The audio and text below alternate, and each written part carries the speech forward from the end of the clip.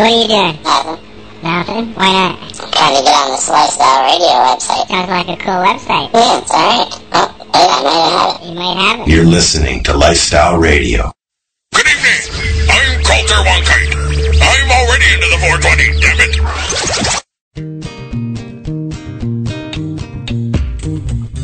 You like music, you like weed, well, we gonna be good friends indeed. This is how much I like more than smoking trees.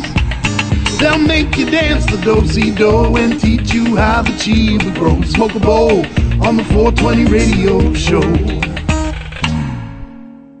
On Lifestyle Radio. On the 420 radio show. Audio is, there we go. The audio came up. Hello, folks. That's because we gave the audio Viagra. Yeah. Did you hear? I'll keep hitting that damn wrong button. Did you hear? There's a new female Viagra about to be released. I call it Cannabis. That works. You want to get laid? Just bring some joints. Yeah, there you go. Does wonders. This is Rockstar OG. Really, this is the 420 Radio Show. We are live at lifestyleradio.net. Come on into the chat room if you got any questions. Tonight we're doing a special.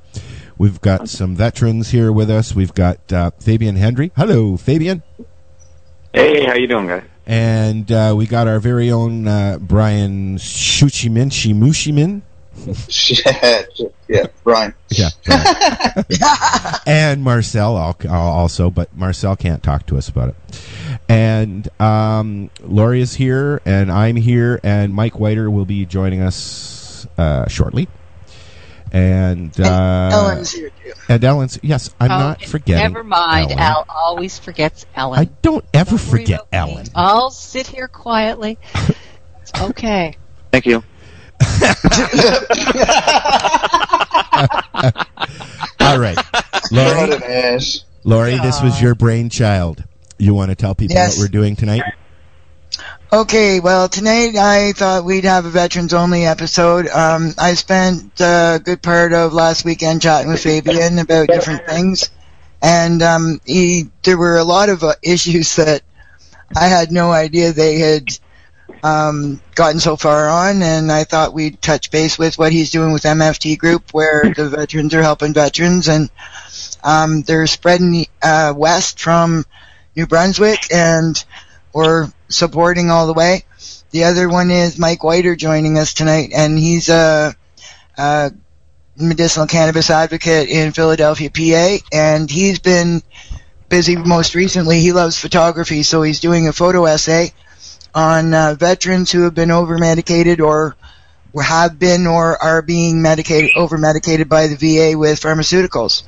And the photos really speak volumes, I'm telling you. I actually posted a few of them over the last couple of days, and then I attached our little blurb to one this afternoon. So so I thought that all tied in, and we've recently had a number of veterans joining in the MCPAC group on Facebook, including John Tessioni, I think his name is, a fellow who I believe he was ambushed in Croatia back in the mid-90s, and his story is that his vehicle took, I believe, 57 hits. He took 7 of them, and he's found some help with cannabis, and I've asked him and his buddies to listen in tonight and call in or get in on the chat room, and it's a huge personal issue to me too, because one of the issues I'd like to touch on tonight is the difference between PTSD and OSD, I believe they call it, operational stress disorder. Okay, OSI, okay. Because my sister-in-law had, my late sister-in-law had an issue. We lost her a year and a half or so ago, and because she had not seen combat, they classified her differently and maybe treated her differently also. Although she hadn't seen combat, she was a female military police. So she had been put in a position where she had to arrest senior male officers and so on, and we can all guess People like what Brian. experiences she's had through that, or she experienced through that. So, I'm opening the floor to the veterans, our co-hosts, and the guests we have tonight. Mike will be joining us probably in a half hour, 45 minutes when he's done at a dinner, and hopefully we'll have a really good show. Yeah, I'm interested in learning about PTSD because with ADHD the traits are very similar. Fabian and I we spent quite a bit of time talking about it, didn't we? Yes, we did. It's dear to my heart. I mean, like Laurie said, there's a difference between an operational stress injury and post-traumatic stress disorder, or syndrome as known down in the States. Mm-hmm. And we all share pretty much the same story, those who are diagnosed with PTSD. Like Laurie said, it doesn't matter if you actually been to war or if you were abused or raped or witnessed or whatever. It's your brain perceiving a traumatic event and not being able to deal with that. And after day 30 of not being able to deal with it, you can be diagnosed with post-traumatic stress disorder. So it's just a simple little fact. 30 days, that's all it takes. 30 days. There's a group out there called TEMA, and they're run by like the ambulance group or the first responding paramedics. And I've been to a few of their conferences, and they state that at day 31, if you cannot get over your traumatic event, you can be diagnosed with PTSD, because stress and anxiety only last 3 to 7 days, and most people are back on their feet after a week. But PTSD does not go away. That's the difference between an OSI, you can get over it and recover fairly fast, and PTSD, there's no known cure for post-traumatic stress. Right, you can get over an OSI quickly if you know what you are treating and you know how to treat it. Correct. That's the biggest problem that we have right now is not being able to recognize the difference or come to an agreement on what acceptable treatment would be. Yeah, I mean, it's very difficult on an acceptable treatment level, considering the Canadian Armed Forces and the American military, they don't recognize cannabinoid therapy as a treatment option. So it makes it very difficult, right?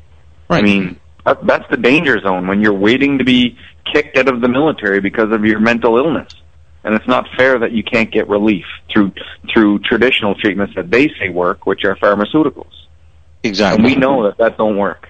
So yeah, we all know that pharmaceuticals don't work. We can all agree on that for sure. Yeah. Definitely. A statistic, or not a statistic. I've never heard one person yet say that they were cured from pharmaceuticals. I've seen over 500 sit in front of me in the last year, and not one single person was in there saying that the pills work. Thanks, I'm doing good. Nobody. Yeah, that's true. Dr. Neumeister himself, out of NYU Langone Medical Center, he's one of the leads on research, states that there's no pharmacological cure developed yet for PTSD specifically. There's antidepressants, there's antipsychotics, but there's no pill out there for PTSD. So why don't they accept cannabinoid therapy when everybody's saying they're getting relief? We all know why.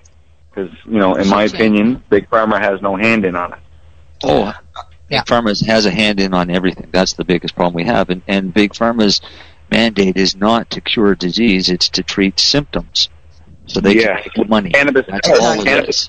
They don't to treat symptoms, it's to take people's money. That's all they want is money. Right. Cannabis will treat the symptoms, but it'll also help repair the underlying damage. Right. Correct. You can actually recover dead brain.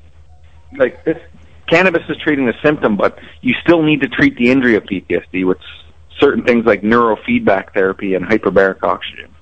We can't just stabilize on cannabis and think that we're going to be cured and all this. We feel better, but you still need other treatment.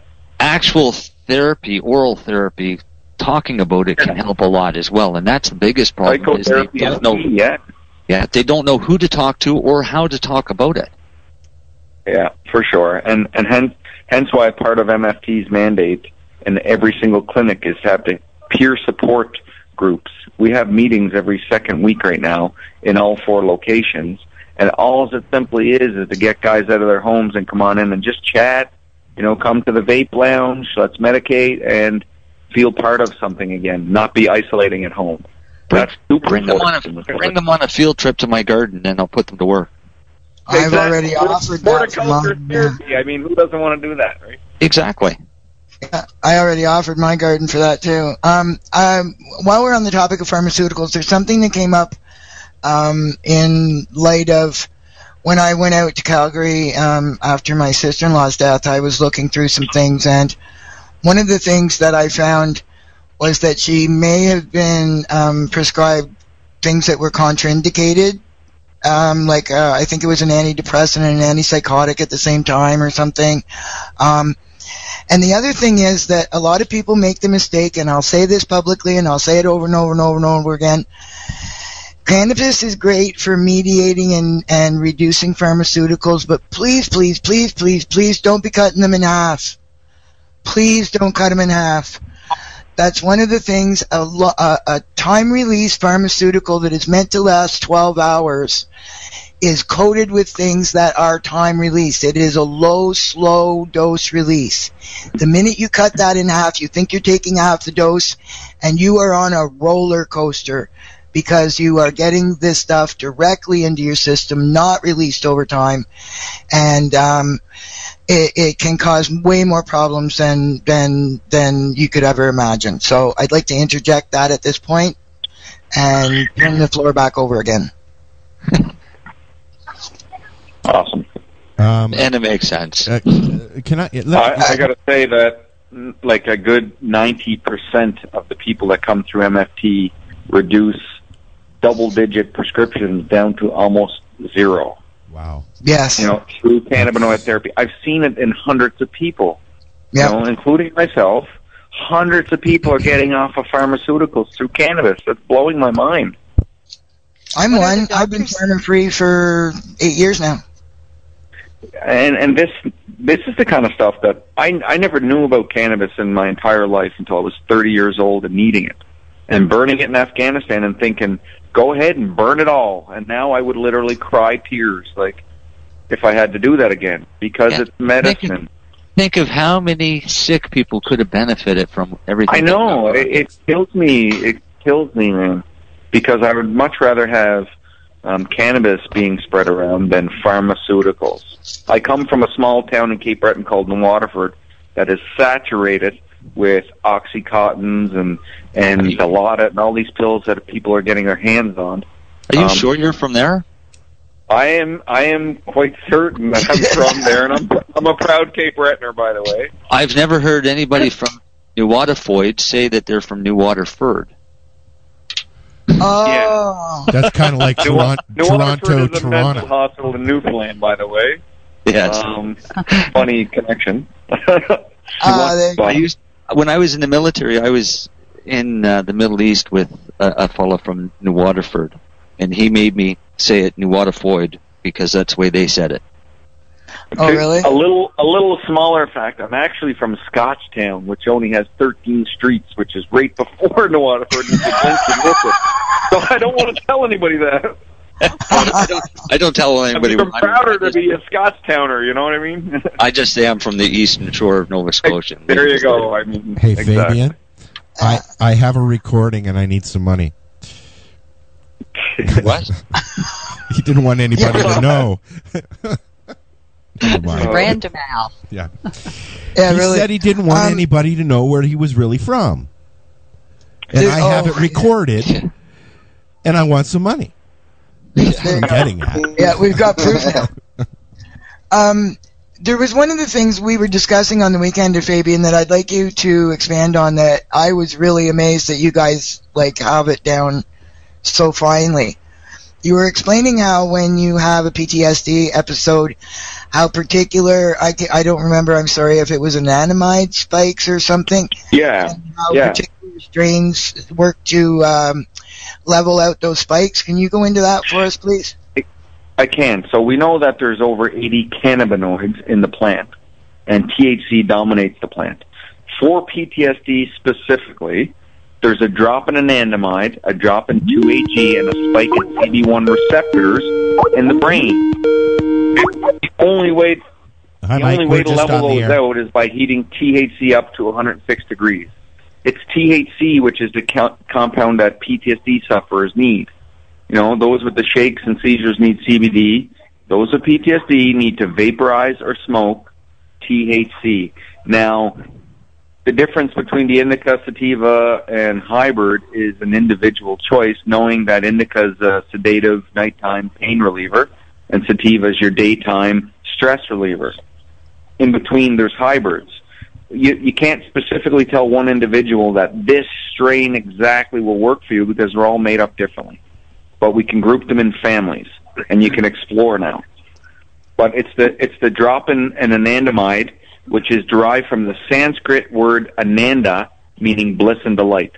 So I have a drop of my happy. When I use THC, it replaces my happy, and I feel normal again. And that's the basic way to explain what's happening in our brain. It's a measurable injury under a positron emissions tomography scan. This can actually be lit up and seen by people that our brains are off, and I'll be the first one to say, go ahead and light my brain up. And then you use THC, they light your brain up again, and it shows that the leveling out of those receptors was actually more normal than those who weren't using cannabis. So that's what Laurie was asking about. I just want to break for a second because Mike has joined us. Welcome, Mike. Hi, how are you? Good. Hi, Mike. I'm glad you could get with us so early. Yeah, we got done with dinner early, and I'm home, so I called you early. We're good. Bonus. So we're just going to continue our conversation. Mike, sure. Meet Fabian. Fabian, meet Mike. And Brian. Mike, nice to meet you.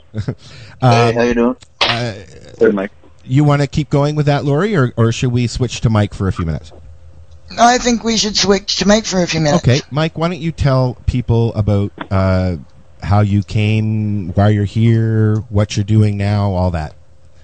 Okay, my name's Mike Whiter. I'm a Philadelphia area marijuana activist. I'm an activist in the state of Pennsylvania for medical marijuana.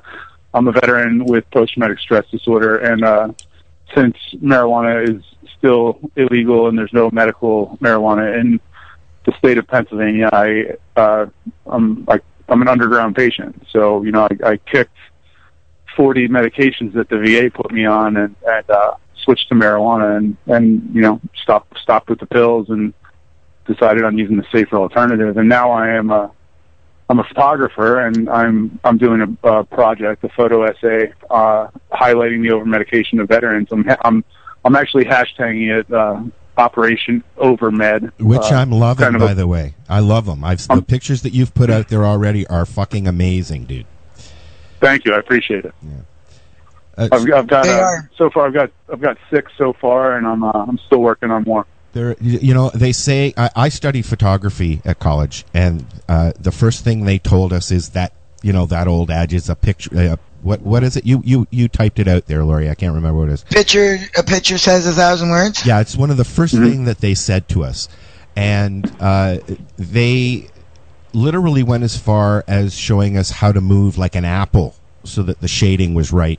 You know, things. I must like have taken a different photo course than yours. Well, it was commercial photography, advertising, and stuff like that. I took mine through the military, and we had a big sign up when you walked in at the school that said, "The picture tells 1,000 words," and it usually says that the photographer had no idea what he was doing. Well, I think Mike knows what he's doing because his pictures say way more than that. I'm loving Mike's pictures. Yeah, I'm loving. Yeah. So tell us more about what you're hoping to accomplish with your photo essay, Mike. Well, I mean, I'm telling my story as well as every other veteran story because you know, all of our stories are very similar, and I'm learning that as I'm doing this essay because, you know, a lot of us, you know, get out, we don't have any reassimilation training, and you know, we're thrust into the VA medical system, and they just start prescribing us antidepressants and anti-anxiety medication, antipsychotics, painkillers, you know, anything to just shut us up, pretty much, is the way that I think. You know, they're trying to turn, you know, a generation of veterans into zombies. And, you know, I think the best way to illustrate that is through photographs, because, you know, like you said, a picture says 1,000 words. Yeah. You know, you can look at this picture of, you know, of Barrett Thompson, the picture that I posted today, you can look at that picture of him, or you can read something about him, and what are you going to pay more attention to? I think everybody would rather be told a story through pictures than have to read something. Yeah. I think, and photographs are just a very powerful way to highlight the problem of overmedication, and to highlight the fact that there are safer alternatives such as cannabis. And my photo essay isn't necessarily focused on cannabis as an alternative treatment, but most of my circles, I run in circles where cannabis is used as a treatment. So I've even said that, hey, if you use acupuncture as an alternative treatment, let's highlight that. Yeah. But I haven't had anybody that uses acupuncture come to me yet. Well, this is a subject that needs to be talked about, and because it's not just military, but it's the military folks that are coming back from serving their country, and we're talking with 4 different vets here tonight. We have Marcel, is a Canadian vet. We have Fabian Henry, who is a Canadian vet. And we have Mike Whiter. And Brian here is also from the U.S. They are U.S. vets. What are the similarities there as far as medicating with cannabis? Are they allowing it here in Canada now, Fabian? Yes, it's federally legal in the entire country for veterans to access cannabis. Okay. And Veteran Affairs Canada will actually pay for up to 10 grams a day. But you have nothing like that at all, It's right, not Mike? legal for active members. Really? It's actually legal for active members, contrary to popular belief. Really? There's a Canadian Forces marijuana policy, and under Article 4 of that policy, you have the charter right to access a legal supply. So it is legal in the CF. You will just be medically released from the CF if you're using cannabis. Right. But most guys are being medically released anyways because of PTSD. So I have over 50 people that are awaiting release still that are accessing cannabis today. The problem is that the VA won't pay for it until they're released, so they're on the hook to pay for it until they get out. And is there anything like that at all in the States, Mike? Yeah. There's nothing like that. Wow. There's nothing like that in the States. There's a bill that just passed our Senate that would allow the Department of Veterans Affairs to recommend medical cannabis, but that would only be for the states where medical cannabis is already allowed. But Mike, is the VA paying for it? No, there's nothing about them paying for it. No, I mean it'd be coming out of our pockets. I'm sure. I mean, it's America. That's the way this works. Have you heard of Veterans for Compassionate Care with Rick Rothio and Scott Walker? Yes. Okay. I wish MFT's platform could be adopted by the states because the VA does pay, and then you can get on with actually educating and putting in cannabis coaches and peer support and the other holistic therapy needed. But unfortunately, I feel bad for you boys because you have no coverage whatsoever. And it's the same suffering that I'm seeing, so there's no different. You're losing more people than we are to suicide. So it's a shame, and as soon as they speed up the approval process and get in gear like Veteran Affairs Canada, then some of the suffering will stop, I think.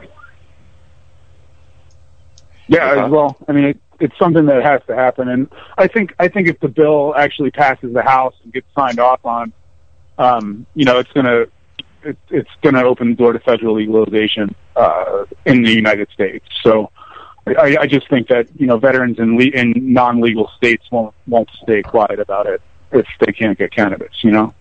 So I think that's going to open the door to federal legalization, for everyone. I have to say that I think this is sick that neither country is allowing the folks that go and protect us the luxury of feeling better. Yeah, me too. That's why that's sad. It's so sad. It's not a very, I mean, you guys are going, and I just want to say, I've never served, okay, but I just want to say to everybody who's listening that has served in North America, Canada, the U.S., thank you for your service. And thank you. I also, Amen. man, man, you guys need some help, and let's talk about it. So I'm going to open up whatever you guys want to talk about, please. The mics are yours. Go for it. Well, I was going to have a question that was around something they were discussing earlier. Up here in Canada, they've been recently cutting the budget and shutting VA centers or veteran support centers and such.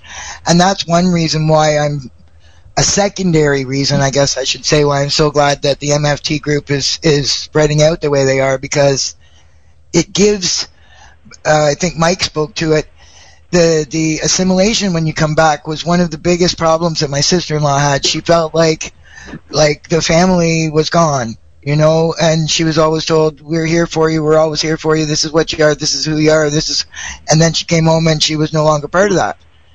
And so that's why I feel that brotherhood, sister, like the family and the support network has to continue to be there. And I was wondering, are they closing VA centers in the States similar to what they are here, or is that the same kind of issue down there, Mike? There's a very big controversy with the VA right now in the United States about them putting veterans on these waiting lists, and veterans are dying on waiting lists. So I'm sure you guys know about that. You've heard about that. But I'm not sure about closures. I know that the VA is very underfunded and overworked, but I haven't heard anything about closures in my area. They actually just opened a vet outreach center not too far from my house, so they're definitely not closing anything around here. Yes. See, in Canada, it's just the opposite. They closed a lot of... It would be foolish to close anything. Last year, they closed 9 centers across Canada, hence the need for MFT offices to open up and take care of ourselves. It's a shame that Veteran Affairs gave back, since 2006 to present, $1.13 billion to the government and said, we don't need that. And yet they closed 9 offices. So that's a little embarrassing. What we need services for, what they could have used some of that money for, is the spouses that put up with our bullshit. Okay, there's 50% of spouses that stick next to their husbands through this trauma, and until they get on cannabis, they're tolerable then. But the spouses need their own group as well as us. Like, I know what Mike goes through, he knows what I go through, but I don't know what the wife goes through, and everybody else's wife. Those guys need help too. So we need that money back. And we know the families of veterans with PTSD go through hell. I live with my girlfriend, and she puts up with shit that, God, she's a saint for putting up with some of the shit that I put her through. But I completely agree with you that our loved ones need just as much help as we do. Yeah. I mean, they end up with trauma themselves from putting up with our shit. Yeah, absolutely. Yeah, man. I'm wondering, guys, what are your doctors saying when someone had said they were on 40 medications and then so many months later you're only on cannabis? How are the doctors reacting? Are they pleased? Are they horrified?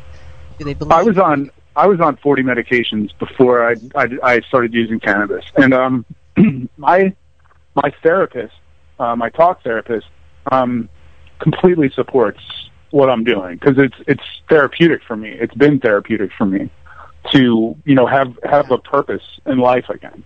Because 11 years in the Marine Corps, I lost that. I had a purpose in life. It was being a Marine, and then I had, I guess, like about 3 weeks to get out of the Marine Corps. And I'm out of the Marine Corps. I'm a civilian again. I don't know who I am anymore. What's my purpose in life now? And here I am. I found my purpose in life. And my doctors know that. They know that I was a completely different person when I was on all those pills they were giving me. And they all know that I smoke marijuana now, and they all support it. My therapist actually wrote a letter for me to bring to court, highlighting the apples to oranges difference between me on pills and me on marijuana. So my doctors at the VA are very supportive. I know that not everybody has that story, but not everybody's. I'm very upfront and unapologetic about my marijuana use and about how passionate I am about veterans and marijuana. So, I don't really care what anybody else has to say to me. I'm going to do what I'm going to do anyway. But I made my point known, and they're very supportive of me at the Philadelphia VA. I find it disgusting that you even have to say that. Okay, you should not. And Mike, you're not alone. That story has been told 500 times in the last year, like I said. But all of us are in the same boat, man. Yeah, and we don't give a shit what they say anymore. We don't want the pills. You shouldn't even have to. We should That's not. Simple. Stick the pills up your ass. Yeah. Listen to what we're telling you, and let us get some relief. We should not even have to have this conversation. Okay. Yeah, it's terrible, but we're actually trailblazing and pioneering a new industry.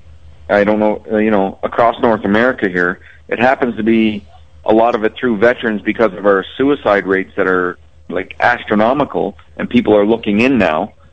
So they have to look at cannabis.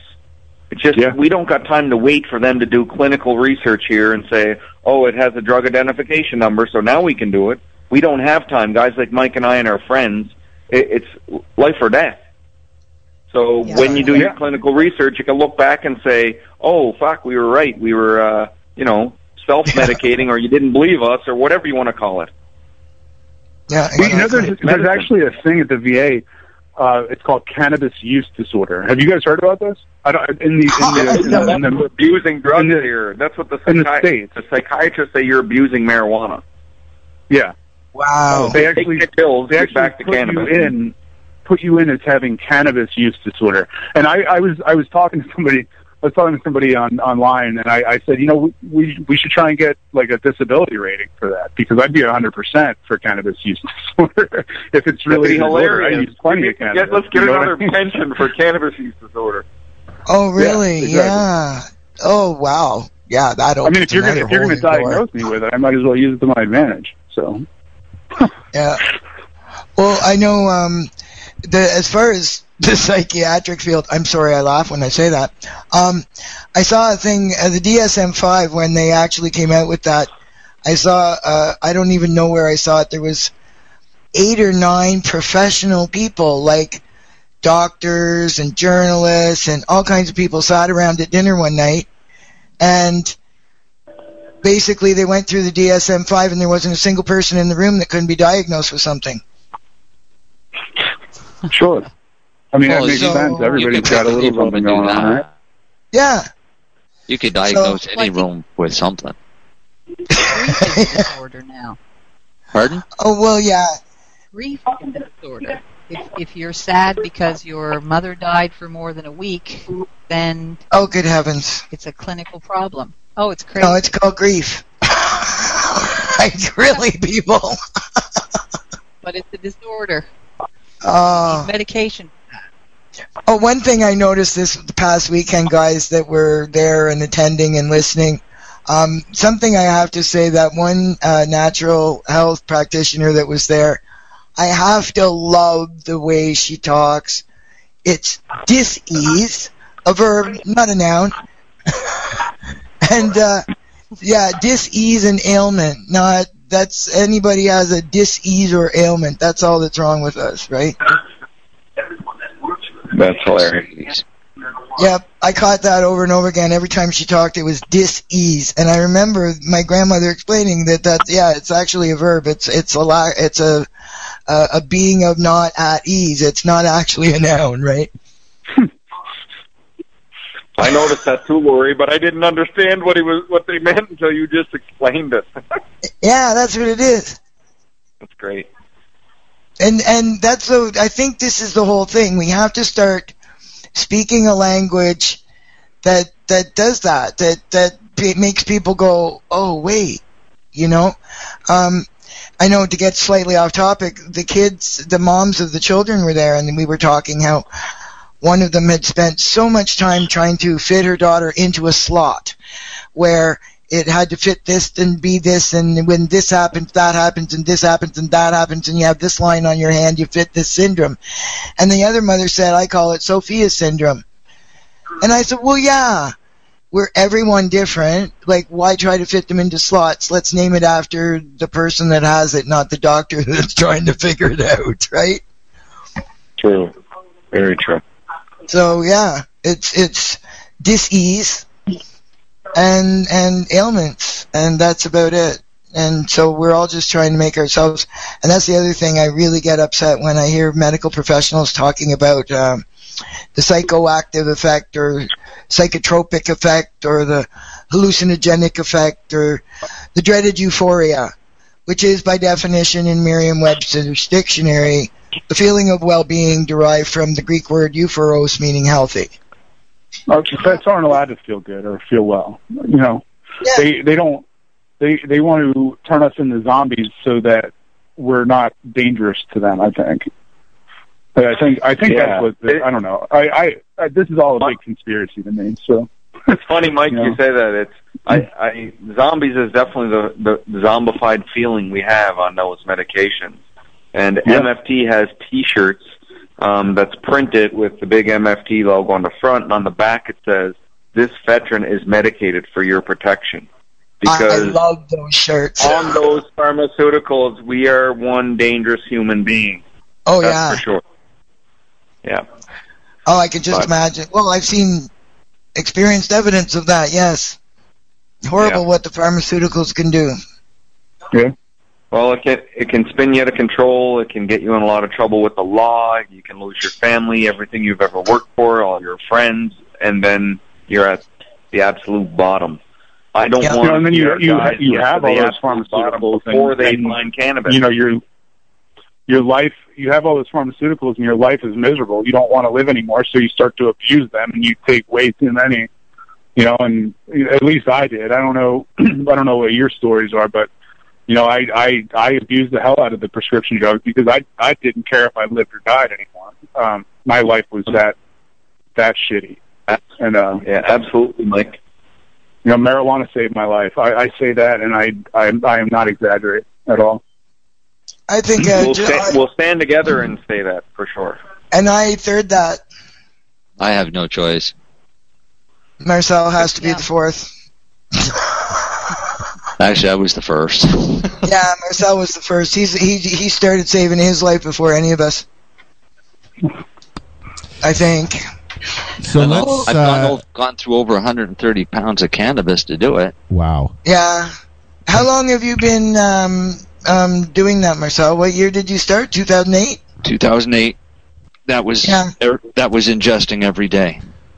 Yeah, I got my first the doctor first signed for me in 2006. Oh, I got signed in 2009, but I started long before I got signed. Yeah, I stopped all pharmaceuticals in 2007, so yeah. Can we take a little bit of a break? Does everybody agree? Sure. Okay. When we come back, I wanted to kind of touch base on a conversation that Fabian and I had the other weekend there when we were at the round table, and that is the similarities between ADHD and post-trauma, because he said some things that blew me away. Okay, meaning the spikes are very similar and things like that, right, Fabian? Yeah, they're almost identical. Yeah. So when we come back, we're going to talk about that, and for Laurie, because you put this together, here's some Uriah Heep, the Wizard. We'll be right back. It's 420 Radio Show, Lifestyle Radio. Oh, thank you. Here's some Uriah Heep, the Wizard. We'll be right back.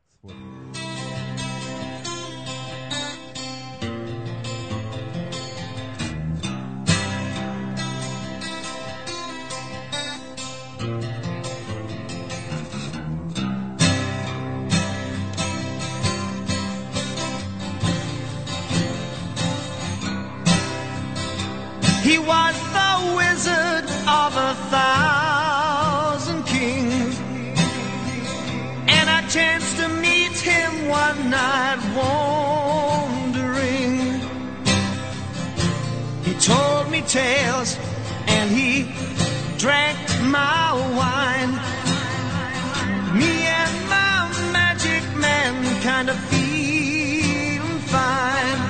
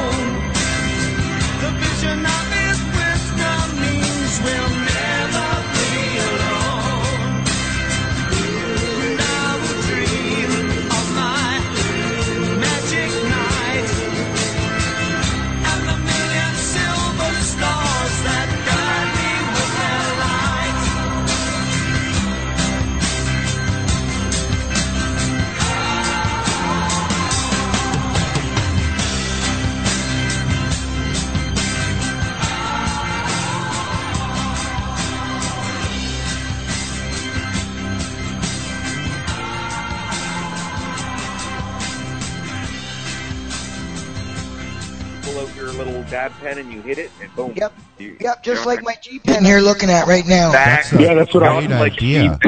That's called a PTSD emergency pen. That's it. That's what I do too. Carry it around everywhere I go. That's a great Absolutely, idea. man. Doesn't it feel safe, Mike, eh? I love that. What's that? It's a safety feeling, right? Like when you have that. It absolutely is. It's like a pacifier. Honestly, it's like a pacifier. Literally, I break it out like of my a pocket, put it in my pacifier, mouth man. for a That's a second. great analogy. Take a hit. It's almost, it's like taking a quick dab, and I'm kind of back to normal baseline. So, okay, now, the normal thing. I want to touch base on this, if you don't mind, Mike and Fabian, because I have severe ADHD, and I'm on disability for it. So when listening to Fabian's presentation at the round table, I was like, whoa, hold on a second. Everything these guys are going through, I've been going through since I was born, really. And so I'm not trying to sympathize and make me the thing or anything, but minimize. What's that? Or minimize, yes, that's the word I was thinking about. It's a mental illness that is being overlooked, just like PTSD. And a lot of the traits are the same, as I found out while talking to Fabian. You want to repeat that conversation, Fabian? Yeah, the symptoms are the same. The treatment that's required is the same. The cannabinoid therapy works the same way. Sure, that makes sense. What we're noticing is that there's some sort of relation between a ratio between CBD and THC working for those with ADHD, and we're also doing neurofeedback. So ADHD, there's an off balance in brain waves with alpha, theta, beta waves, and you can regulate those through neurofeedback or biofeedback. If you weren't a cannabis user, or if you were a child, for instance, you can do that kind of treatment. But you're getting relief the same way Mike and I are getting relief through cannabinoid therapy. Yeah, it's that simple. Yeah. You want to connect with nature. You want to learn holistic tools, not just cannabis. Yeah. It's just that gives you immediate relief for your symptoms. Can I just say one of the words you used that I think is big is mindfulness? Mindfulness, it's huge. I mean, when we talk about mindfulness, I attribute that, Mike can relate as a Marine, to situational awareness when you're in theater. If you're not situationally aware of your surroundings, you could potentially die. And mindfulness is, if you're not mindful, I can potentially die here, being on Big Pharma and, a walking IED. I don't know when I'm going to get triggered or explode. But if you're mindful and you're using cannabis, you can actually take the time and realize, okay, I'm not going to blow up if I drive down this road. Nobody's out to get me right here, right now. So mindful is huge on recovery. Well, the cannabis allows mindfulness too. It gives you that buffer to stop and think for a minute. Yes, it does. Yes, it does. Instead of like an automatic, knee-jerk reaction when something happens. The cannabis, gives you a little bit of a buffer to slow down and think and rationalize, and maybe come up with a better solution than homicide. Yeah. Or something worse. Bad things happen when people with PTSD get triggered, and the cannabis helps slow everything down a little bit, I think. Do you guys wake up like I wake up in the morning with my head spinning? It's just instantly on. I start thinking and thinking and thinking and thinking. Yeah. A million miles an hour. Does that happen with post-trauma? I wake up every morning with anxiety. Yeah. The mind spinning and that's disassociating more than just not being able to focus. Yeah. It's actually, like, for me, it was disassociation. I couldn't be in the present. I was always thinking about other shit that already happened. That's a little bit different than just racing mind. It's actually racing for something not good. Yeah. Well, and the cannabis helps you forget, right? Is it more? Do you experience like the hypervigilance sort of thing, like the guys do? Extremely. Yeah. Your back's against the wall. Yeah. You're always looking for an exit. Yep. Crowded places are not good. Loud noises are not Hypervigilance good. is a big thing for me. So are obsessive thoughts. Obsessive thinking is a big thing for me too. It almost mimics obsessive compulsive disorder. Like I can sit there and just start thinking about one thing, and it'll snowball into a catastrophe in my head. Oh yeah. And I will get myself out of a situation or just stay and lock myself in my cage, as I call it. And sometimes for a week at a time, where I won't. The only person I'll talk to literally is my dog. You know. So yes, very very similar. Very very similar. And we need. I can't live without it, so I can only imagine how somebody who has been in a situation like you guys have, that I don't know. It's just so far beyond my comprehension. I'm really appreciative that you guys are willing to come on and share like that, because in my family, like both my grandparents, or both my grandfathers and my grandmother were involved in the First World War, and one grandfather and my father and my uncle in the Second World War, and then my sister-in-law, and nobody ever talked about anything. And the only reason I know what I know is because my grandmother told me about my grandfather, and my nana told me about granddad, and mom told me about dad. And if I asked a question, it was like the look on their face. I knew enough not to press it, not to follow up, and to just get up and walk away. And for you guys, I have to give you a pat on the back and thank you very much for being as candid and forthright as you are to share your experiences, because I think, like you said, through that, it does give others comfort to know that they aren't alone. Exactly. Yeah, I've gotten emails from people that have seen my photo essay saying thank you. You know, now we know we're not alone. A lot of emails. Like I've been flooded with messages saying, thank you for showing this. We're not alone. We're all brothers in this. So it's incredible knowing that so many people are going through the same thing that I am, because it's an epidemic and people need to know about it. When you are sitting there and going through it, you are thinking about nothing but that. And to know that there are people out there that are feeling the same way is a big comfort. I know it is for me. When I get really railed up, I mean, I talk to somebody who knows how I'm feeling. I have to say, social media is huge, a huge benefit. Sure. No matter how much I curse it so many times every day, the ability to touch out and actually network with people in the same situation, even though you're not in the same room, does help hugely. It's like a support group when you can't actually go to the church basement, and for you guys to have somewhere where you can sit down and talk to each other and relate to each other the way you were trained to do, the way you were programmed, if I may say that. And that was one of, I think, my brother believes that was Leona's biggest problem, was that she didn't have any structure. As soon as they said, "Oh, you're sick, goodbye," she sat there going, what do I do now? Yeah. Like she expected somebody to tell her when to do this and when to do that and how to do this and when that had to be done and what was expected and when it was expected. And with the lack of that, she was entirely lost.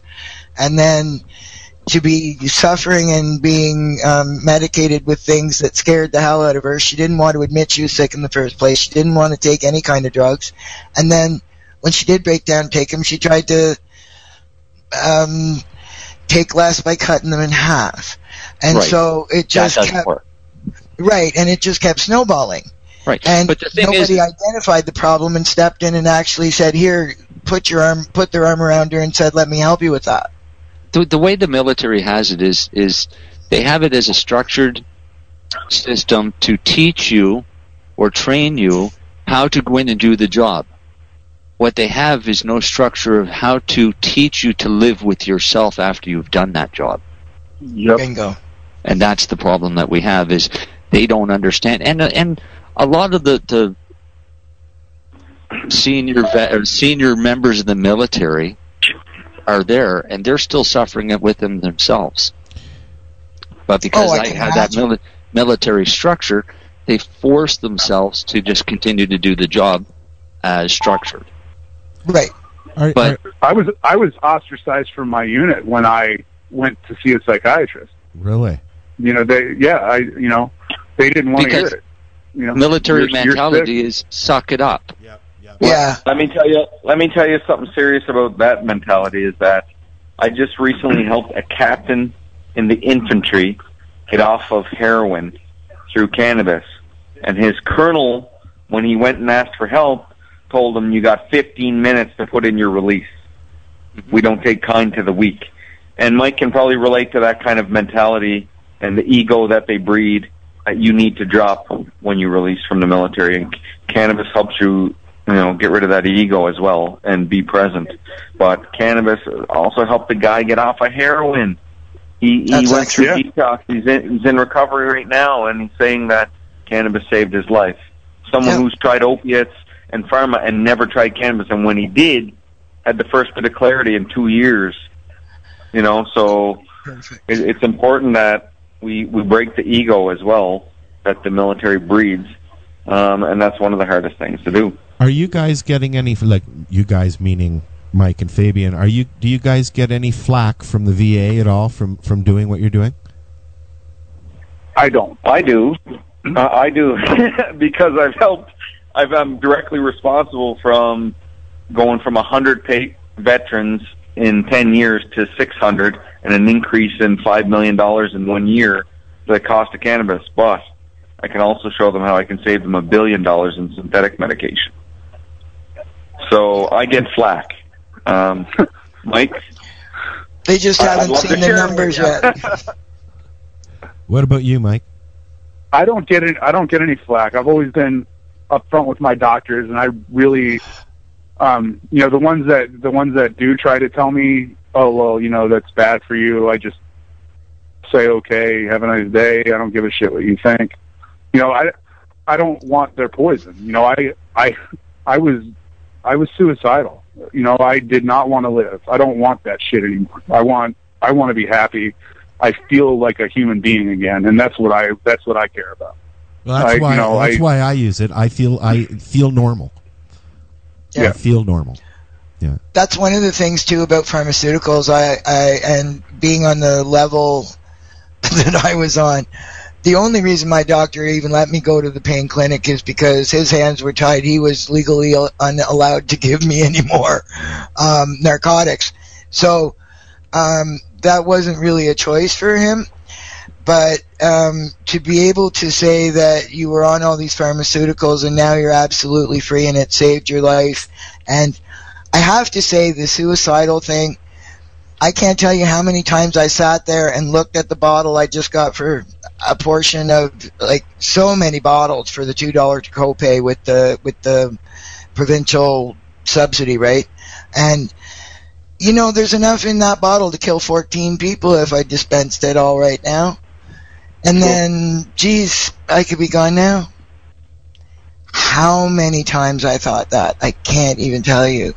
And I'm guessing there's a few of us on this panel today that can say the same thing.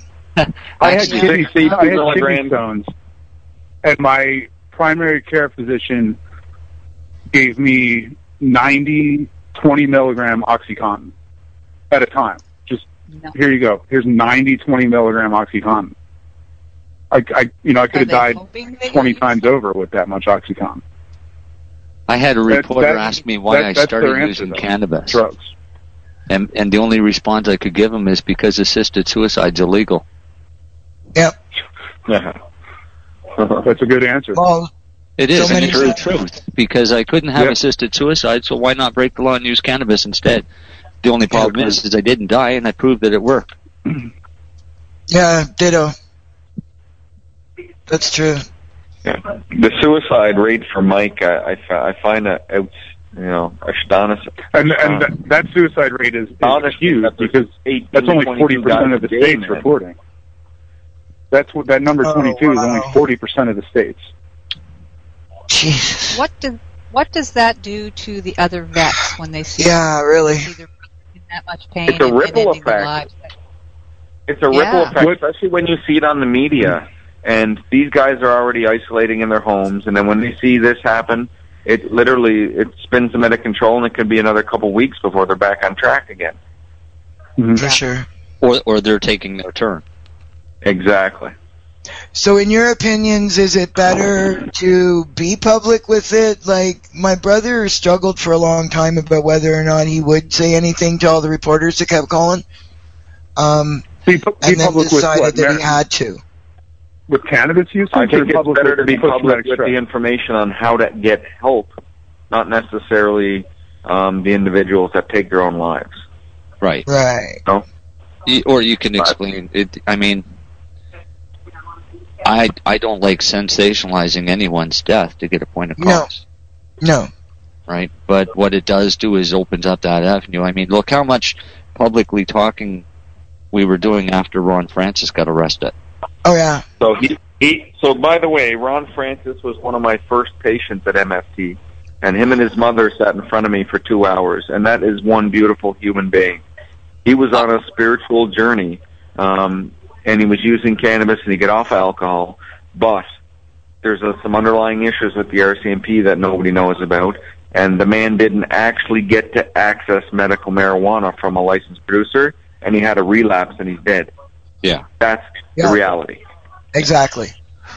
That's the reality people need to know. I spent hours talking with Ron on the phone. Yeah. Explaining what was going to happen after his arrest and what they were going to do, and unfortunately, it all came true. It did, and they did their wellness check, just like I said they would do, and that would result in more charges for him, because that's what it did, and that led to more pressure. They followed him, they cornered him in elevators, they harassed him, they froze his bank account. The man couldn't afford marijuana because he wasn't a vet yet. He wasn't medically released yet, so he wasn't getting it for free. So he had to pay for his marijuana, and they froze his bank account. Wow. This is the kind of stuff There's a lot of stuff going on that people don't know about in these, people trying to blame suicides on marijuana and all this other stupid stuff. It's not true. They don't understand what's going on at the bottom. And the devaluing that goes on inside you when you're repeatedly told, no, you're wrong, no, that can't be, no, this is better, no, you know nothing, no, this is the way it has to be. It wears you down, and when you're fighting to stay alive in the first place, I've said recently, with the recent Supreme Court of Canada ruling here in Canada that physician-assisted death is legal, I'm just praying that somebody in there catches on to living with dignity is more important or equally important as having it to the end of your life. You know what I mean? The ridiculous amounts of the court costs that the Canadian taxpayers are ponying up to take sick people to court repeatedly through appeals all the way to the Supreme Court is just absurd. Yeah, I agree, Laurie. It's a big waste of money when it comes to using taxpayer dollars to fight against cannabis instead of using taxpayer dollars to research cannabis. Well, I swear that's got to be where we have to put our money where our mouth is and say, look at all the money you guys are wasting, and look how much better off you could be if you just let us take care of ourselves. It's almost like there's an underlying issue at the very top of political whoever controls the top of everything. They don't want this to happen. They don't want this knowledge out there for some reason. They don't want to help people or cure people, common folk in the world. All of these politicians invest in pharmaceutical companies. All of these politicians have their money tied up in pharmaceutical companies. They know if marijuana becomes legal, they're going to be fucked out of money. Because big time. Marijuana is going to replace a lot of pharmaceutical drugs. Pharmaceutical drugs are a racket, as is the industrial medical complex. It's all a racket. Oh, yeah. It's a giant moneymaker for these people, and that's why politicians are reluctant to sign off on any medical marijuana legislation, because it's going to hurt their pocket. because they have money tied up in pharmaceutical companies. I think a lot of our focus needs to be on educating doctors, because there's no excuse anymore not to prescribe cannabis as a medicine. And the more of the dinosaur doctors we can convince, the better. I don't know, or even the new age doctors, any for that matter, who say, I won't even talk about cannabis to you. Like, I got patients that go in and said their doctor won't even acknowledge that they're coming for cannabinoid therapy. That's no excuse anymore. No. You know what I mean? It only takes a few minutes to look this stuff up. And they're educated men and women. That's what amazes me. Like, do they not know how to use Google? Yeah, I know they're not taught this in medical school, and that's fine, but that's still not an excuse. But see, especially when they're failing treatments. You've got to look at how doctors are taught in medical school. I mean, the first year that they're taught is that patients lie and they'll do anything for drugs, and all they want is drugs. Well, we're proving that wrong, aren't we? So then I would say that cannabis doesn't have a drug identification number, so why can't you prescribe it? Because it's an illegal drug. They're also taught first do no harm, but they prescribe opiates like they're candy. Right, but the government put on Controlled Drugs and Substances Act as a narcotic. So the doctors think it's still a narcotic because that's the act that it's on. Doctors are also not taught the endocannabinoid system. They're not even taught anything about medical school. Agreed. Well, and I mean, our doctor one that keeps it from being researched, and he's leading that's another in Canada. I actually had a chat with the chief surgeon for the hospital here, and was stunned that he even knew what the endocannabinoid system was. But then I said, you went and studied that on your own, didn't you? He said, well, yeah. He said, because I'd heard of it, I wanted to know what it was. So I looked into it. Oh, bless his heart. Professional development. There's not enough of that nowadays. But that's when doctors leave medical school, that's what they're taught to do, is to continue learning. The problem is they continue learning from pharmaceutical reps who are going in selling them the pills. With short skirts, yes. Right? And a pharmaceutical rep is a salesperson. If they're not selling that contract of Viagra, then they're off selling the new flavor of antidepressant. You're right, and I see them dropping off samples all the time to our doctor, like different sales reps, different weeks. They're dropping shit off all the time. Say, try this, try that. There's nobody out there dropping off a prescription of cannabis and saying, try this, try that. Well, they should be. That would just change the world. I would do that. There you go, exactly. It would be the best job ever. Like, yeah. Drop off a couple grams of this and a couple grams of that. See how it works out. Some lamb's bread or Rockstar OG or Amnesia Haze or Blue Dreamer. Fabian, you can hire me, and I'll go to the doctor's office dropping off samples. There you go. Listen, that's how we're going to change their mind. I mean, Dr. Meshulam in 1963, who isolated THC, do you know how they tested to see what it was like? They all sat around in a room and they smoked it, and then they recorded how they felt. Oh, and it wasn't how else are you going to be able to do it? Was, and that's not anecdotal because they were actually doctors writing the shit down. Right. No kidding. And even if it is anecdotal or evidence-based research, it's still beautiful and it still works. Yeah.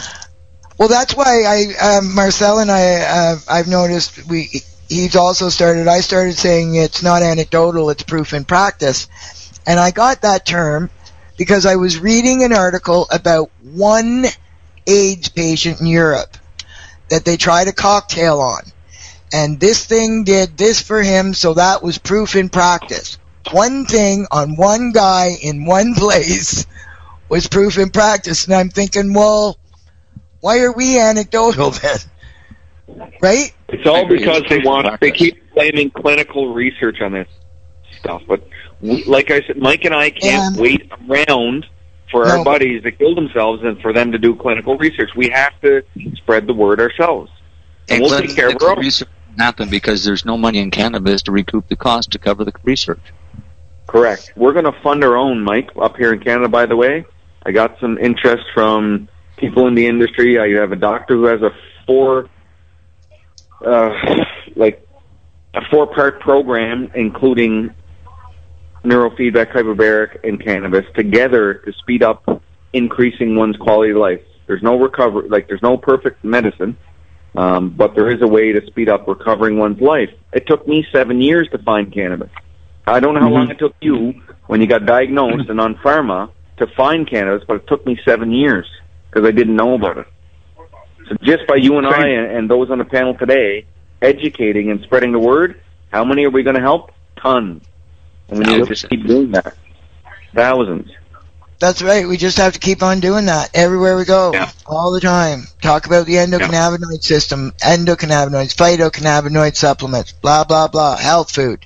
In a couple weeks, Phoebe and I are going to do this again to the province of PEI. Oh, yeah. Why don't you guys chat about that? Well, I'm bringing over a peer support cannabis coach to just comment on how that works. I'm bringing over my hyperbaric oxygen therapy manager to explain a few minutes on, how that works for traumatic brain injuries, those guys that were blown up. And I'm going to speak myself a little bit, just like we are tonight. And my assistant, Megan, who does all the paperwork, who you guys met, Al and Laurie there, she's coming as well. Because the process, Mike, correct me if I'm wrong, but I couldn't do any paperwork at all, man. And the paperwork to get into this is intense.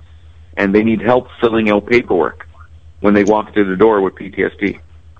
Oh, for sure. Yeah. You don't. So I look forward to PEI, and PEI is a quiet place. Like they're going to be shocked by what they're going to hear. Yeah. They're in for a definitely. They're in for a shock, man. But you know what? I got a couple of RCMP clients over there that are part of MFT. Yeah. I'm trying to get to attend the conference. I'm hoping they will. I'd like to see some doctors attend. I'd like to see politicians attend. Yeah, absolutely. That'd be great. And our doctor supports it, and he'd be there. Unfortunately, he can't make it, but Dr. Paul Smith is a genius. My doctor may actually be there. Because he knows about who else is going to be there? Yeah, well, also because I'm going to be there. Is another reason. Because I would love to come down and see that. He's gone to any of the public events that I've been to, that I've spoken at, so you would like to know what I say about him, I think. Yeah, well, this is like Dr. Smith is the same situation. Like, they're experts. They're the gatekeepers to us accessing this medicine at the moment. I'll be talking to doctors next week at the 50 Plus Expo. Okay, well. Be sure to mention MFT. Doctors Nova Scotia will be there, so of course it'll be mentioned there.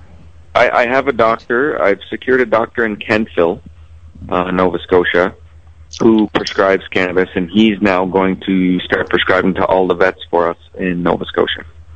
Excellent. I've also secured an 80-year-old doctor in Sydney, Nova Scotia, who is coming up to learn from Dr. Smith because he created the platform that was given the thumbs up by the College of Physicians. So I have every doctor that wants to be part of our network get their training from our doctor who's already passed all the tests. So we're trying to break some serious ground here. And I have doctors here in Nova Scotia that are now going to be sending their veterans to you. Beautiful. This is beautiful. Because they know these guys can't afford it. But if veterans are recovered, so I said, no, here's the information. You send them to Fabian, and he'll help them out. And that's where we come into play, because it's so important that we ensure that it's for an awarded condition. Because if they got a pension for their right knee and they're coming for right knee pain, and you write down left knee, well, guess what? Veteran Affairs ain't paying for it. Yeah. So it's key to make sure the paperwork lines up as well. Yeah. And Marcel, did you want to continue and tell what else you're going to be doing? Fabian's going to be there. You better give him a heads up. Well, what Fabian is going to be there for is the afternoon session, which is Brain Health Manners. Maritimers United Medical Marijuana put one on back in March in Halifax, and it was extremely well received. PEI moms decided to do the same thing, but we decided to make an all-day event. So the first part of the morning will be a presentation by myself and Evan Price, one of the licensed producers. And we'll talk about cannabis as a medicine, the laws regarding cannabis, yada, yada, all that fun stuff. And then in the afternoon, we'll be doing the brain health matters, the mental health side of it. So physical stuff in the morning and mental health in the afternoon. And all the event with a television show being taped there at the same time. So it'd be kind of cool. Mike, what do you guys? Tell us about the television show while you're on it. Yeah, okay, do that. Actually, this is something that when I talk to the producers again for the show, I'm going to put them in touch with Mike, because Mike want to jump on board of this if they were going to do anything on PTSD and the veterans in the U.S. But it's for Medical Review TV, which is a network in the U.S. that does nothing but they're doing a series on the new world of medicinal cannabis with William Shatner as a host. So they're going to come up and do an episode on me and end up doing it basically at that event. That's awesome. So that's great, man. So this because I knew Fabian was already going to be there. It was an easy one for me not even bother mentioning it to Fabian that this guy's going to be hitting him up anyways, but he can also go after Mike down in the U.S. to get that market. Yeah, because you can explain about the series maybe so the guys understand that it's not just like one episode or anything. No, this is an entire series. So what they've got is researchers from Israel that'll be doing episodes, plant geneticists that are breeding different strains doing episodes. Very likely they've got the Charlotte's Web guys on as well. Does it have a title yet? I'm not sure how many series or how many episodes it is for the series. But then they're hoping they can get picked up for another season to do another one. Does it have a title, Marcel? The New World of Medical Cannabis. Okay. It's on medicalreviewtv.com. Is the website for that TV show? Yeah. Yeah. So they do things like TV shows about open heart surgery and hip replacements and that type of thing. Okay. So because of the drive on medical cannabis, they want to get the medical side. And their issue is they're from Southern California.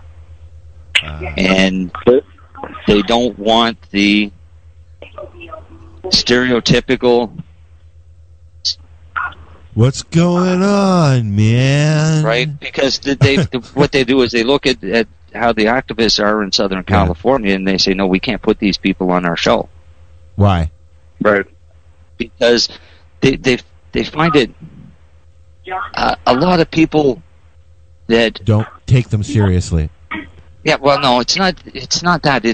It's that whole stereotype that's kind of been instilled that cannabis makes you stupid and lazy. Yeah, stoner stereotype. Stoner stereotype. Makes you look like a pothead and that type of thing. This is what they want to get away from, is because the average age of cannabis use is actually increasing into the older population. So where it was unheard of, to have a high percentage of 65 and 70-year-olds using cannabis, that's very common today. Yes. Right? So it's moving to a more adult population. It's not the kids sitting behind the school smoking a joint anymore. It's people using exact doses of medicine and treating it like medicine. And plus, I think they're also focusing on your success with it, from being in a wheelchair to doing cannabis conferences, or health conferences, I should say. Exactly, in the fact that I act like a grown-up, I guess. Sometimes. They obviously don't listen to the show very often. I wanted to ask Mike, what do you have coming on up in your history? I mean, what is gonna, where do you guys turn? What are you gonna do? You just got to keep plugging along. Veterans we're actually planning the planning stages right now of a cross-country tour, a bus tour to end up in Washington, D.C. at the Department of Veterans Affairs building on Veterans Day. So we're talking about going across the country, starting in L.A. For about 2 weeks, and stopping in cities along the way, and throwing up a little pop-up civil disobedience protest in the cities that we go through, to bring attention to the fact that veterans need cannabis too as medicine. Bring light to the PTSD issue, in America bring light to the fact that, veterans are over-medicated and that cannabis is a better alternative. So, we're going to go across the country, hit a bunch of cities, smoke down a bunch of cities, end up in D.C. on Veterans Day and have a big protest at the Department of Veterans Affairs building on Veterans Day. So that's a big thing that we have going on. We have some stuff planned in Philadelphia. What's that? Do you find protests are effective? I think protests, the way that we do protests, the civil disobedience aspect of the protest, I think that it draws a lot of media attention, and the mainstream media attention is what we need in order to be effective in this country. Because people who normally wouldn't know that, hey, veterans, they're over-medicated and they use cannabis for post-traumatic stress, a lot of people wouldn't typically see that unless it was on CNN or ABC or one of the mainstream news outlets here in the States. So yeah, I think that protesting is an effective means to get legislation for medical marijuana. I definitely do.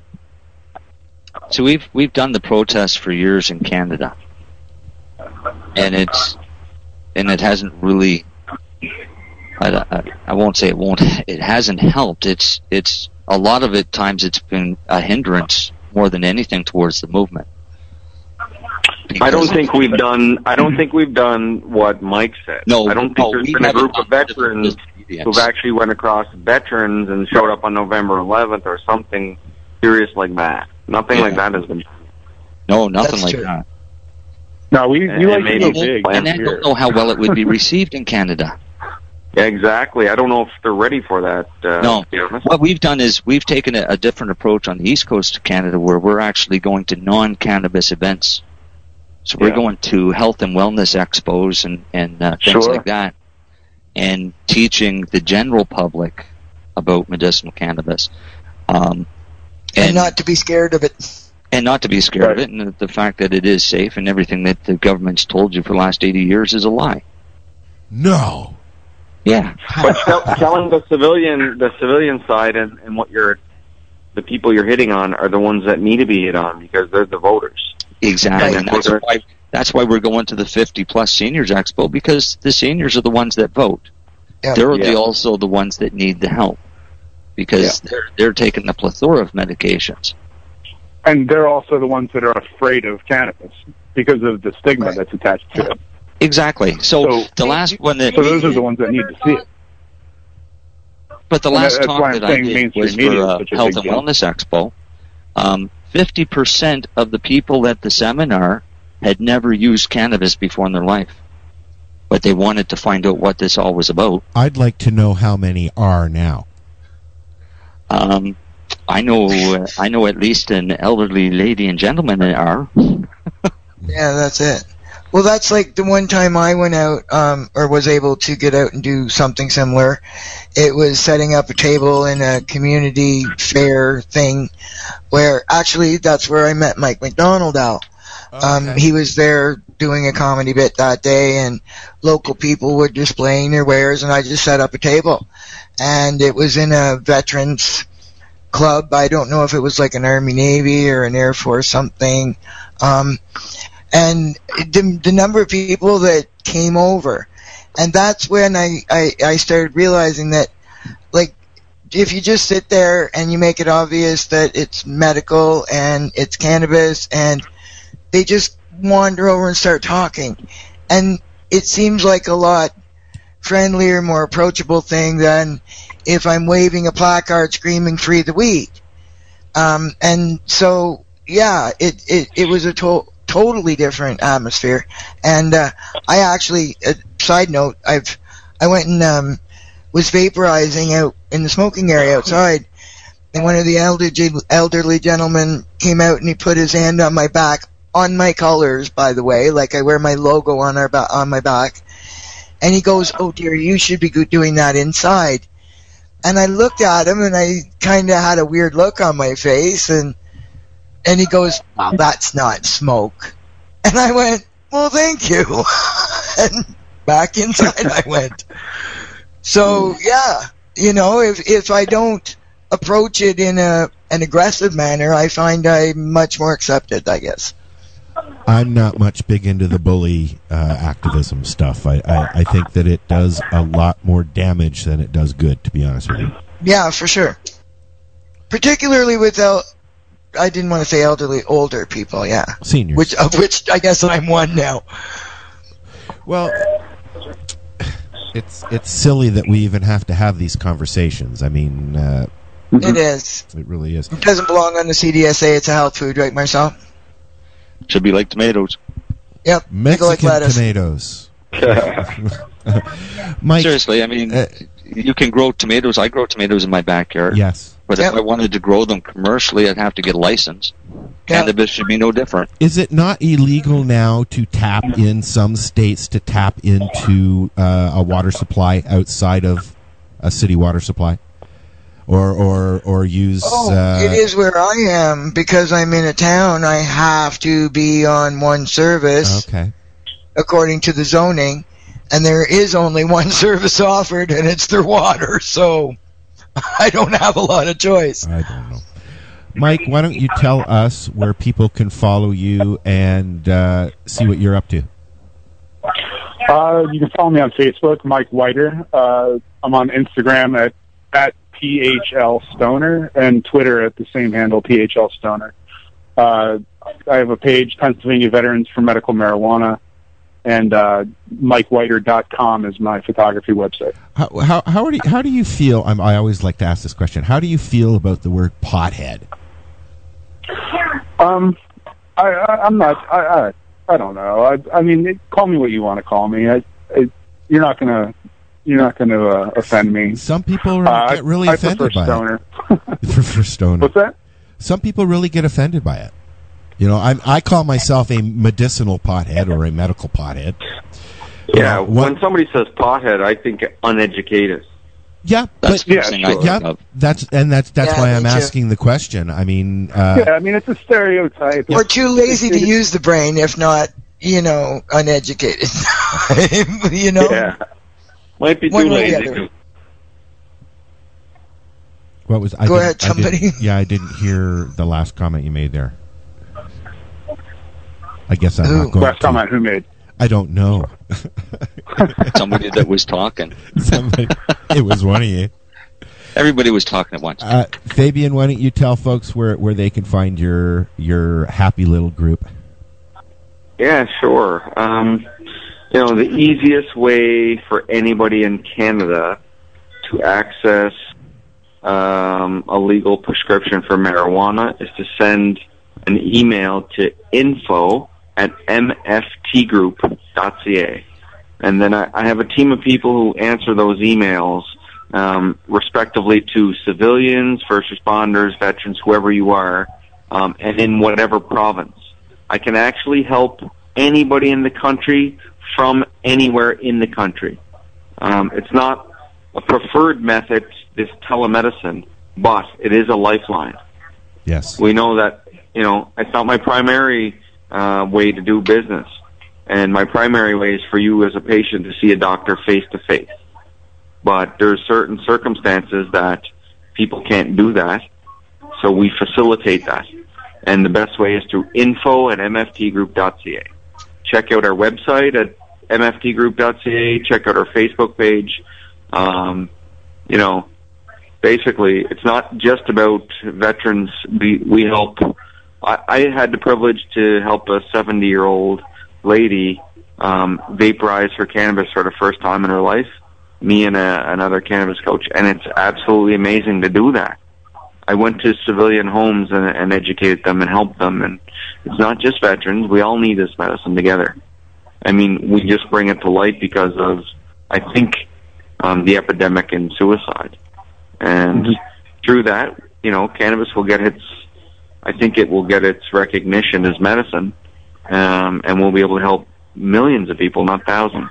I don't think there's a choice. I think that it's going to happen regardless. It's just going to happen because the paradigm shift is already happening. Yeah. The technology that's out there's no way they can push this back in the other direction anymore. Yeah.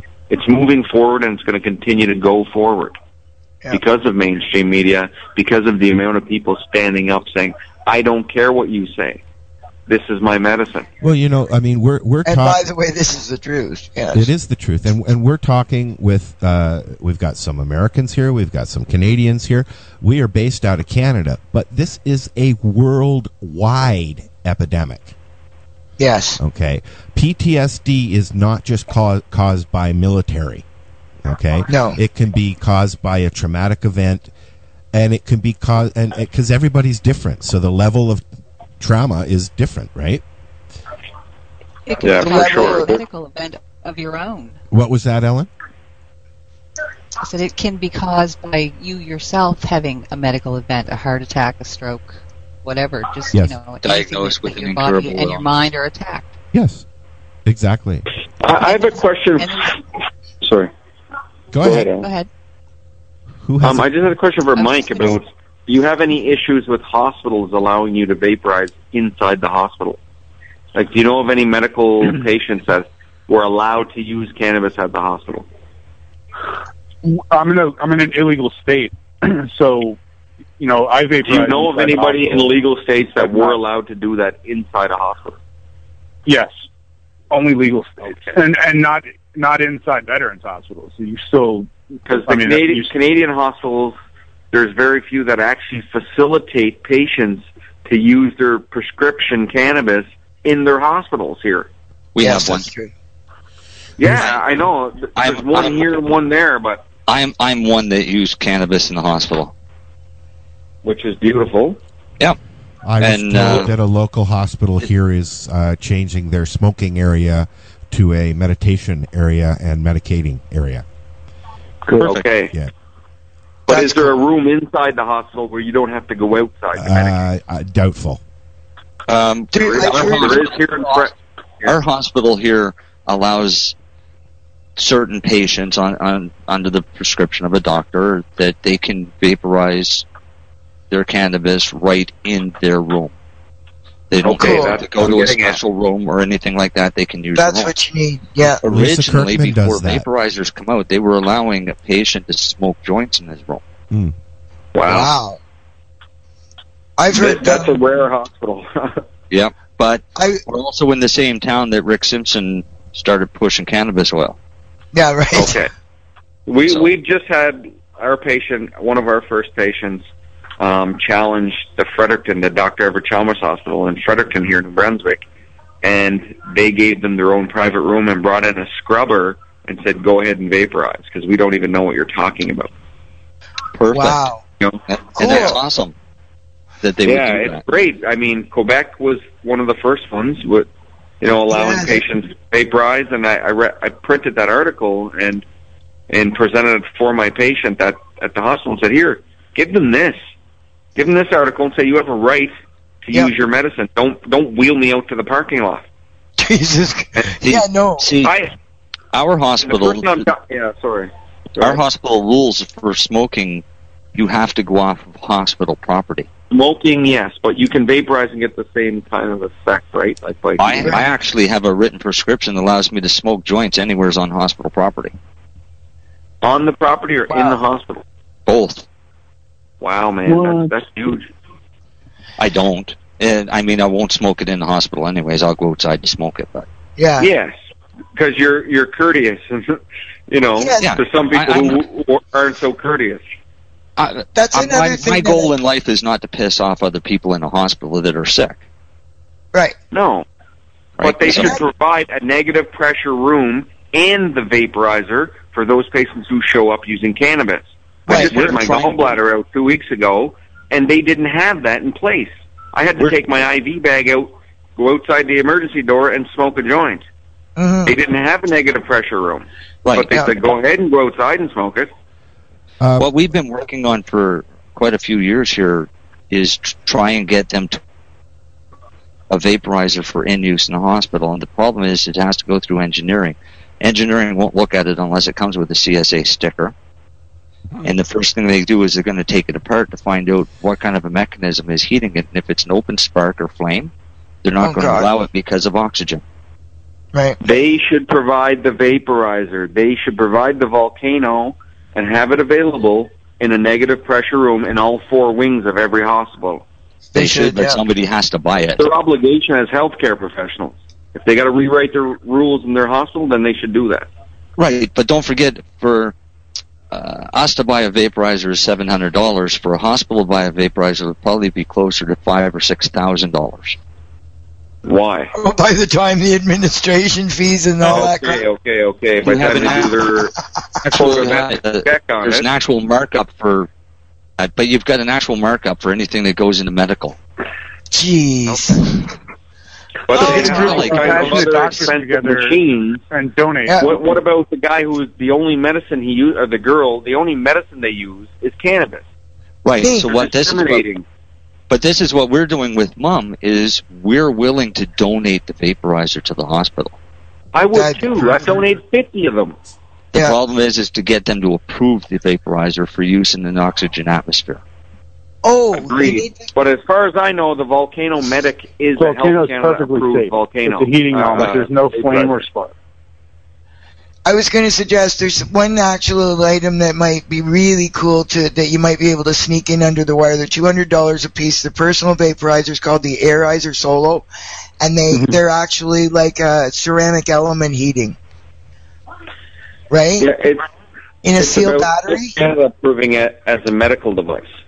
Right, and then yes, okay, that's right. Yeah, so you're pretty much stuck to the Volcano Medic. Which the only one I know of is the Volcano Medic. Yeah, me too. That's been approved by Health Canada. So, even if it's that one alone, there's still no excuse now. Provide that vaporizer, provide a negative pressure room, and let it happen. Here you go. Isn't there a licensed producer who is the licensed distributor for the Volcano Medic in Canada? Get them to put them in the hospitals. That would make sense. That would. And I'm sure this kind of things can be done, but hospitals are looking in their big binders saying we don't even have a marijuana policy. Because when I was in Fredericton, they looked up to Bathurst, New Brunswick, and said they have a marijuana policy, and it says there's no use in the hospital. We don't have a policy, so I guess you can do it. That's what we're getting as answers. It's ridiculous. It's like, come on, people, is this a comedy show?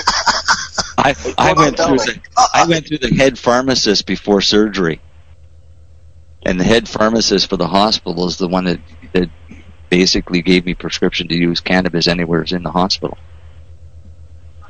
Well, if anybody has a problem, tell them to come see me.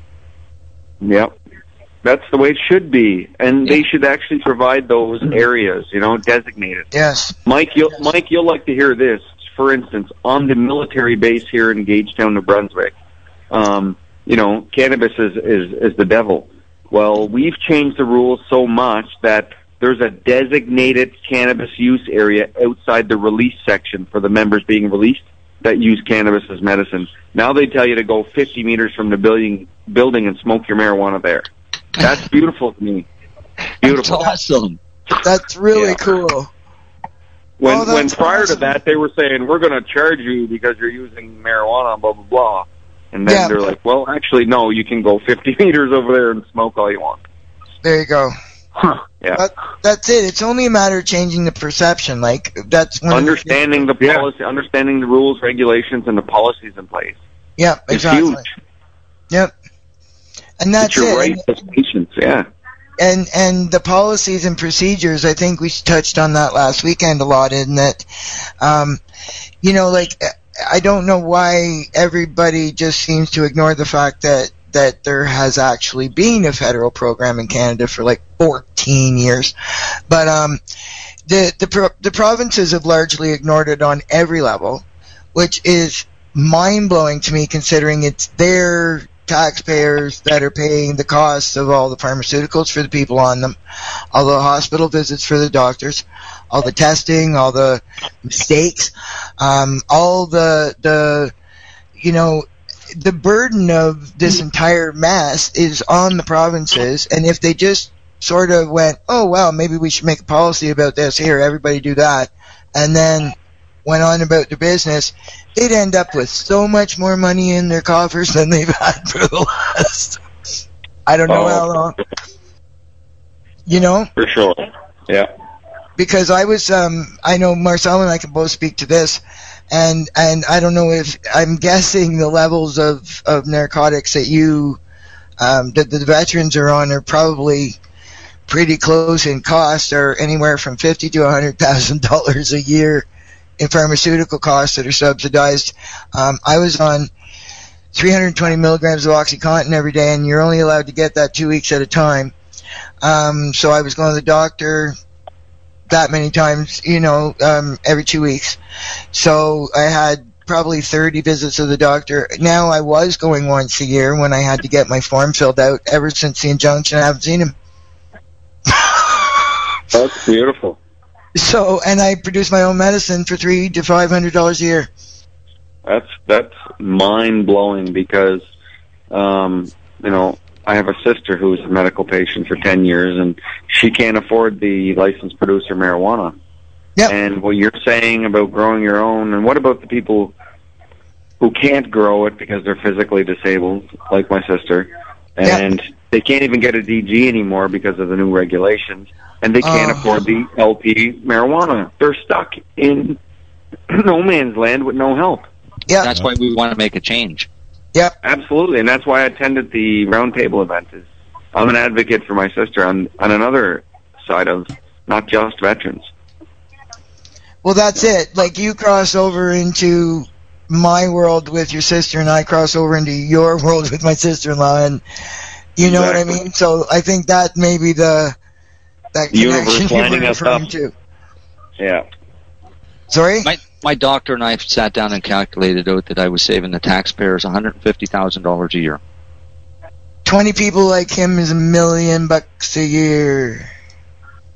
Yes, I mean, I used $1.1 billion in synthetic medication alone in the 15,000 diagnosed vets in Canada with PTSD is mind blowing. Why they wouldn't entertain cannabis? Really? Because I think that's. Yeah, we need to show them what the savings would be. I have statistics from the 2013 Canadian Forces Mental Health Manual that has all these numbers. It isn't like we're not making these up. Yep. We don't need to make up the numbers. The government gives us the numbers. All the time. They just refuse to acknowledge the numbers that they have. Agreed. Really hard to find numbers since 2012. That was really strategic, getting rid of the long-form census. They built all these prisons based on the unreported crime on the long-form census, and then went, we don't need that census anymore. Yeah, exactly. But you look at, so I mean, it's easy to, you look at the StatsCan statistics, and it says that 12% of Canadians use cannabis. Yeah. Well, that doesn't sound like a very high number until you realize that's over 3.5 million people. Yeah, exactly. Right? And they only claim that there's like 40,000 medical patients? 40,000. Oh, what about the other 3 million people? Yeah. That was at the implementation of the MMPR, Marcel. I don't know where I found it, but I'm going to have to try to locate it again. I read an article somewhere that referred to 150,000 at the beginning of this year. That still means that 3 million. There's over 3 million people. Yep. That are still using cannabis, and they're staying in the closet. And do you blame them? Because they see that the crap that we've had to go through for the last 10 years. Bingo. Or 15 years now. That's exactly it. And I got to say, every time I'm watching a court case, every time I listen to a lawyer, every time I listen to a justice, every time I listen to the Crown say, R.V. Parker, I want to jump up and scream, who has never ever been legal since 2001? Yeah, the guy that got us the program has never been licensed. Seriously? Seriously. He's never been able to get a doctor to sign for him. He's given me personal permission to tell that to anybody I need to. Wow. I mention it on a regular basis. Yep. Gary Parker won the court case to get medical marijuana program in Canada, but could never get a doctor to sign for him for himself. Yep. For 15 years. That's wild. Wow. And I, you know what, I hear that kind of story all the time. Yeah, well, we have a broken system, and we've got to start educating the public that votes so we can make a change. Mike, where are you going to go with your photo essay? Are you going to do a book, or are you going to publish it somewhere? I'm thinking I'm going to go gonna do a photo book about it. With an essay in the front and then a photograph with all the bios of the veterans that have participated in this.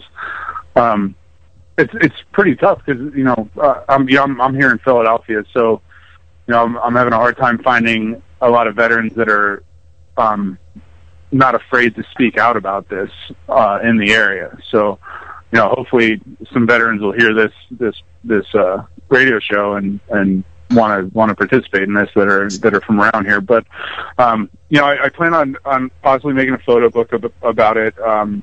Definitely, I'm going to try and get it published in some mainstream outlets. I want as much exposure for this as possible. Can I make a suggestion? When you get the book ready, I think you should debut it in an art gallery in Philadelphia with some of those pictures like life-size on the walls, dude. I would love to do that, and that's something that I'll be talking about and working on. For sure. Yeah, I think like it's impactful to see them in media. I think if they were life size, I know with a big screen TV, it freaks me out every once in a while. And yeah, if you're looking at somebody's face and they're the same size as you are and they look like that, I think the impact is going to be huge. Also, Mike, when you get close to making such a book, reach out to me. I have some wicked connections at High Times. I know it's a recreational magazine, but they've just done a 5-page article on us here in Canada, and I would love to connect you with those guys when you're ready to do your book there and get that out to millions of veterans. I reached out to Danny Danko through Twitter today to see if maybe High Times would be interested in it. So we'll see if he gets back to me. If not, then I'd definitely like to talk to you about that. If he doesn't, let me know, and I'll shout out to the editor-in-chief of High Times and tell them to respond to you properly. Okay, great. I mean, if you want to go ahead and do that, that'd be great. I'm not going to stop you. We're not all... Last April in Denver, Colorado, I brought 7 vets, including 2 American vets, and we were judges in the Indica division, and it was amazing. That's awesome. Yeah, so your story needs to get out there to me. Well, you guys are now associated with each other, right, Fabian? Oh, for sure. We need to exchange some information to connect with each other. I'll do that for you. Okay, thank you. No problem.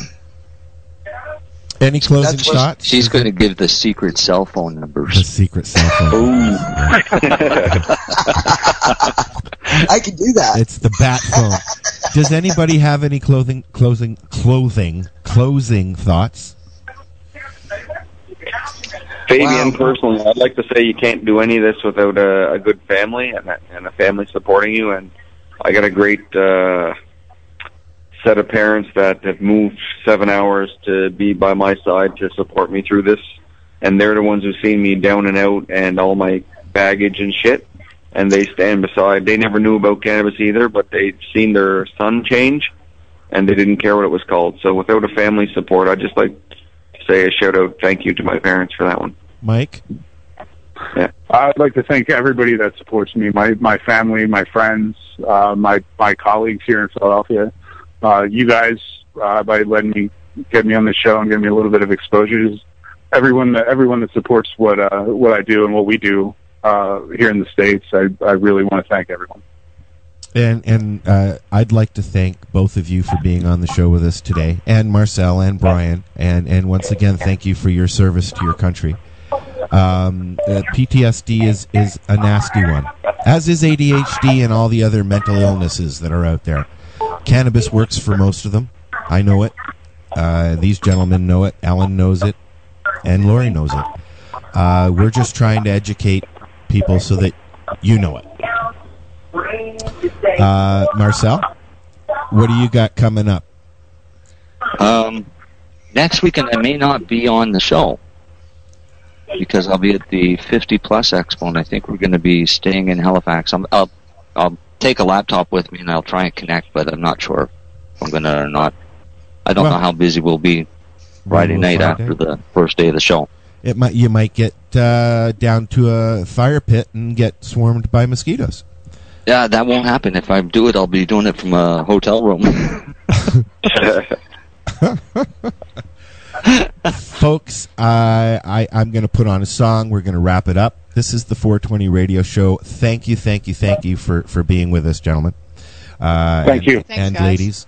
Thanks for having me. It's been enlightening. We've got to do more of these. As time goes on, we'll learn more.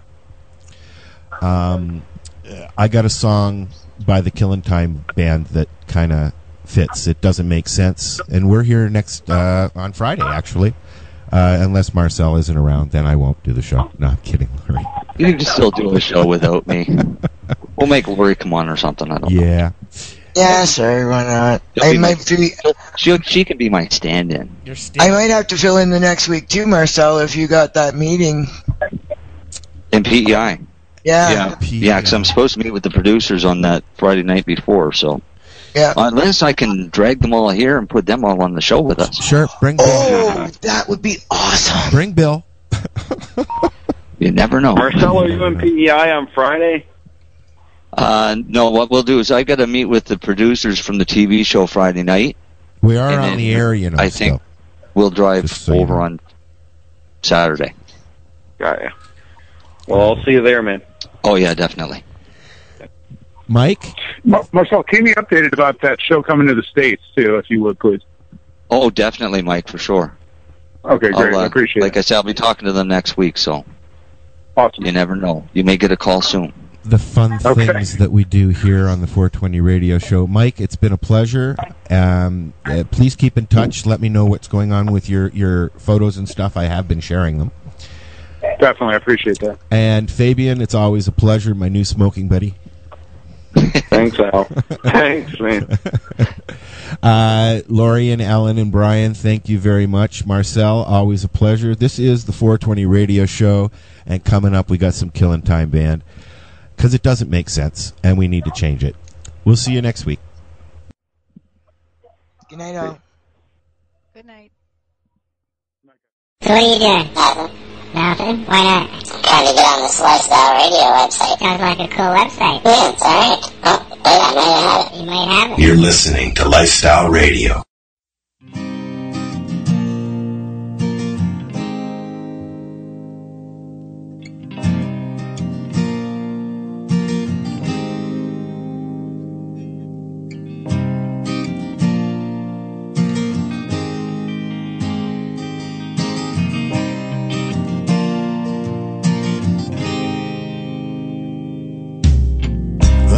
It's time for a change,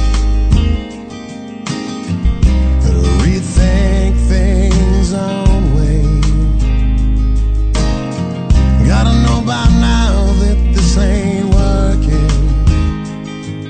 Gotta rip it on down and start again. You know it doesn't make sense. No, it doesn't make sense.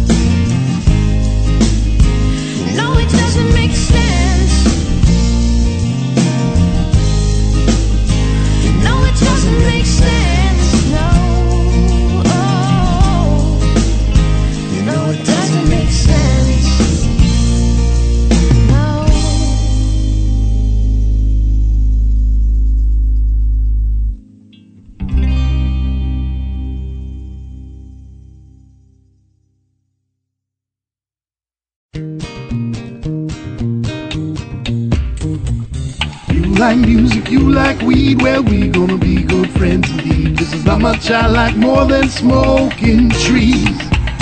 They'll make you dance the do-si-do and teach you how the chiva grows. Smoke a bowl on the 420 radio show. On Lifestyle Radio. So what are you doing? Nothing? Why not? Trying to get on this Lifestyle Radio website. Sounds like a cool website. Yeah, it's alright. Oh, wait, I might have it. You might have it. You're listening to Lifestyle Radio. Good evening. I'm Coulter Wonkite. I'm already into the 420, damn it.